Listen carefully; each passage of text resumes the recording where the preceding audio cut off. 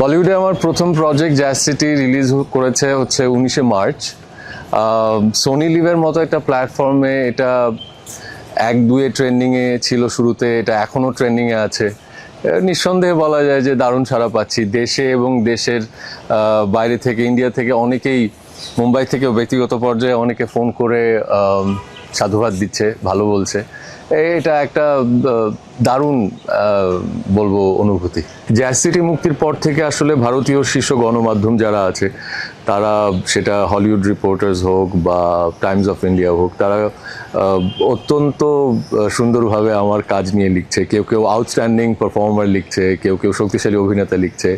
এটা নিঃসন্দেহে একটা শিল্পীর জন্য অনেক বড় পাওয়া, এবং আমার জন্য তো নিঃসন্দেহে একটা দারুণ অনুভূতি এই মুহূর্তে। আসলে জ্যাজ সিটিতে যুক্ত হওয়ার গল্পটা খুব ইন্টারেস্টিং। আজকে থেকে প্রায় 2-3 বছর আগে আমাকে মুম্বাই থেকে একটা casting agency, top notch casting agency থেকে মেসেজ আসে আমার কাছে। আমি তো দেখে ভড়কে গেলাম যে কি ব্যাপার, আমি তো তাদের চিনি না বেসিক্যালি, বা তাদের কাছে আমার কোনো প্রোফাইল শরীর দেওয়া ছিল না, কোত্থেকে পেয়েছে আমি জানি না। সেখান থেকে অডিশন দেওয়া শুরু, এবং আমাকে বলতে হবে আমাদের দেশে আমি কখনো অডিশন টেপ রেকর্ড করিনি। সো আমার মনে হলো যে আমি কার কাছে যাব। পরে আমাদের যে অনেক সিনিয়র ডিওপি আছে, সিনেমাটোগ্রাফার রাশেদ জামান, আমি রাশেদ ভাইয়ের কাছে যাই এবং বলি যে আমাকে একটু রেকর্ড করে দেন।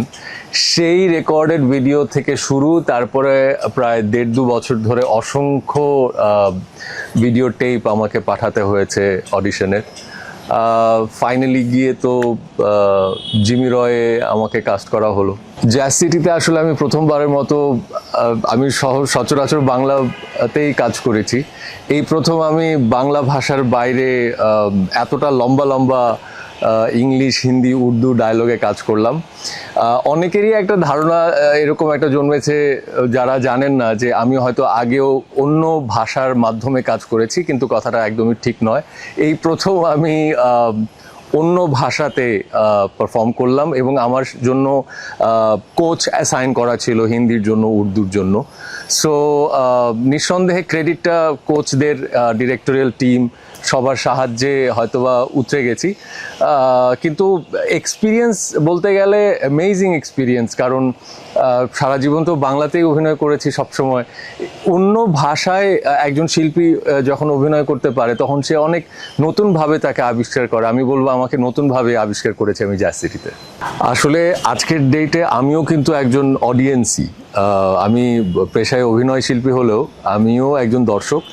আজকের দিনে দর্শকদের জায়গা থেকে পুরো পৃথিবীটাই এক হয়ে গেছে। আসলে কোনো দর্শকের জায়গা থেকে কোনো বর্ডার আছে বলে আমার মনে হয় না। আমরা এখান থেকে বসে আমরা অসংখ্য দেশের কাজ দেখছি পুরো পৃথিবীতেই।